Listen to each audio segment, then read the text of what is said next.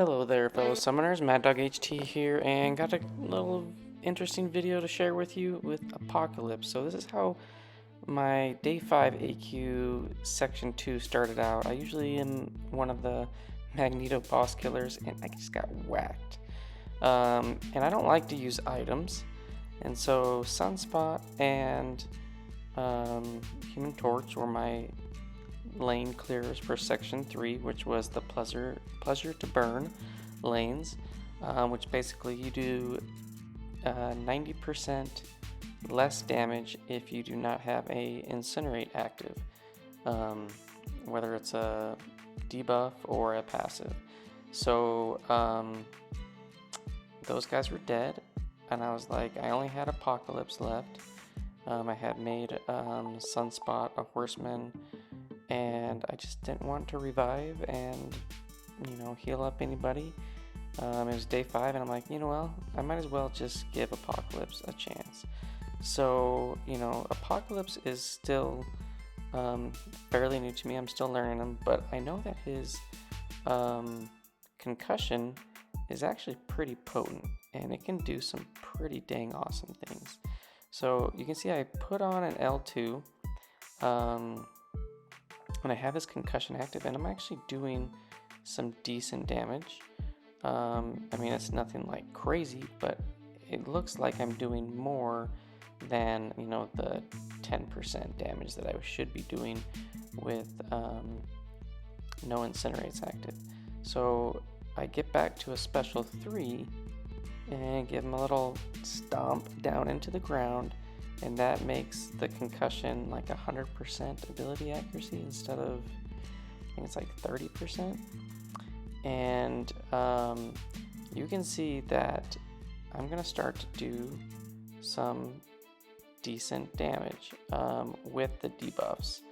Now the regular damage, you can still see I'm getting like 94s and 152s and all that stuff, but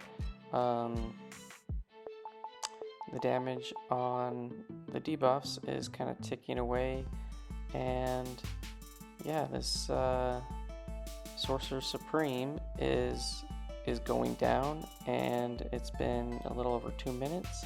And I think I'm gonna hit him with one more special 2 here, and boom, he's dead. And I was like, oh, that went a lot better than I had expected.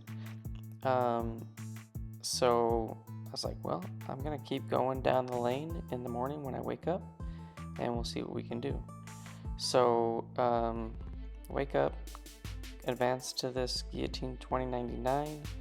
The global node that we have on today is gene splicing, which really doesn't come into play for Apocalypse for any of this stuff, except I could have gotten bled or whatever by Guillotine or whatnot, but didn't.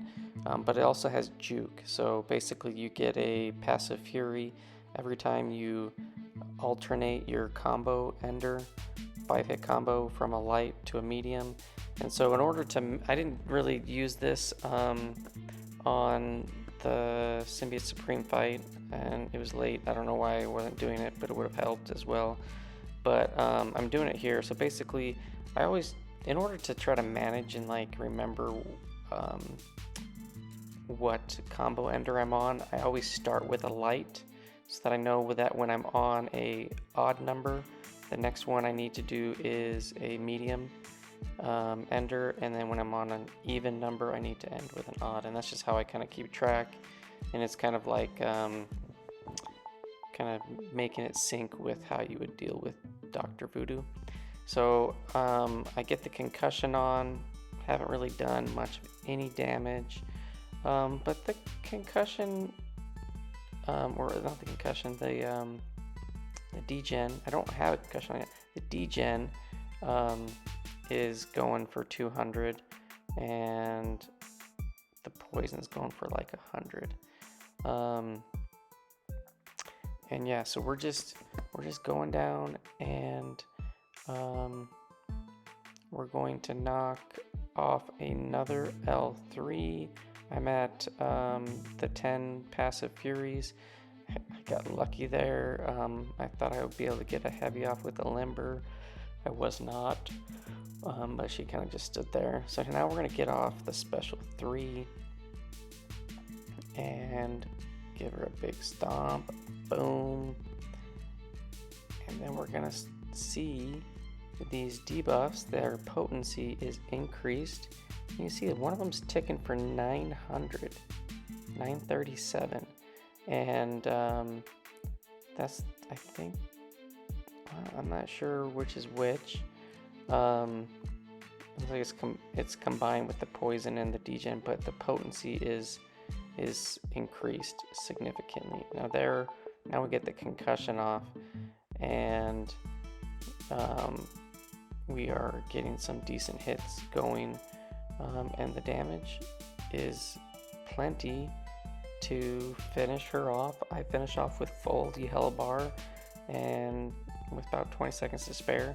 Now I think if I didn't have the juke, unless there was if you had the foresight node, that would help with intercepting and whatnot, but the juke definitely does help. This is day 5, but then we go up against this Longshot. I do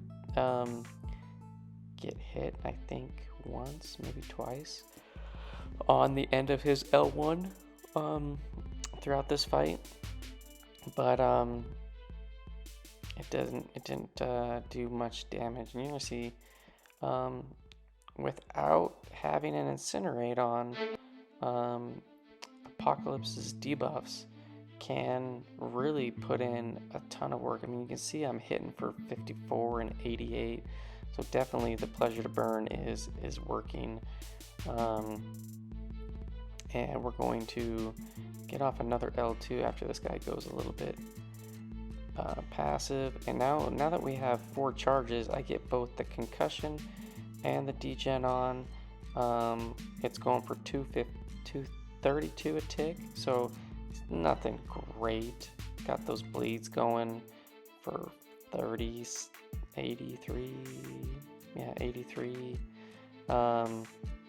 And yeah, we're gonna work our way back up to a special 3 so that we can increase the potency. And now I need to get off a heavy. Boom, refresh them, because if they fall off, that'd be bad news, because I want to make sure that I can refresh these permanently on the L3. And I've been alternating my combo. I get tagged again. So L1s aren't doing too much, especially when it's in the armor phase versus the oscillate fury phase. Now we're gonna smash them with an L3, make those debuffs permanent, and yeah, they're gonna put in, and look, the L3 actually does a big chunk, 24k. So I had the concussion on, and it basically bypassed that pleasure to burn. And now that concussion is 100% potency. And you're gonna see I'm gonna start to hit, I think occasionally for more than the, looks like I'm still critting for 200 and 100, but I'm getting 500 a tick from that degen, and putting on some bleeds.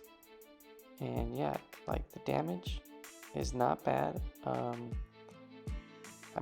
am having to stall quite a bit because of that passive armor phase node. Now I hit him with an L1, get some damage off, got all the debuffs going with the poisons, and yeah, he is able to do it again.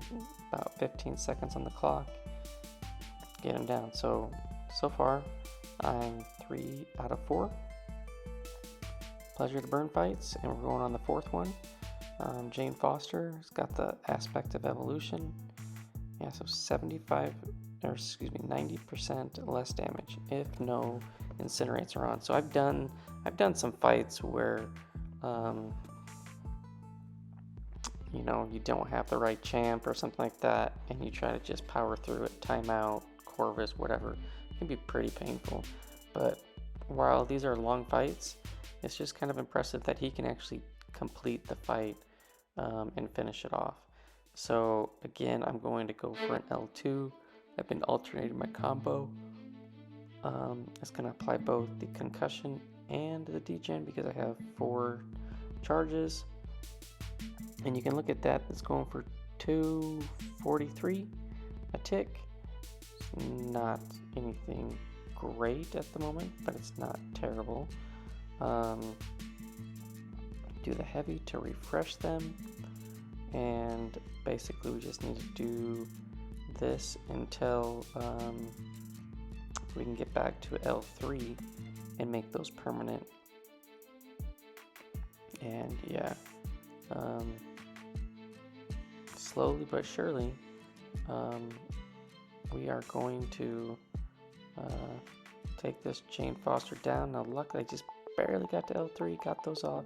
Gonna make them stick. I think I have 10 of those passive furies at this time where I'm throwing the L3, and boom, look at this L3, the damage 30, almost 35,000.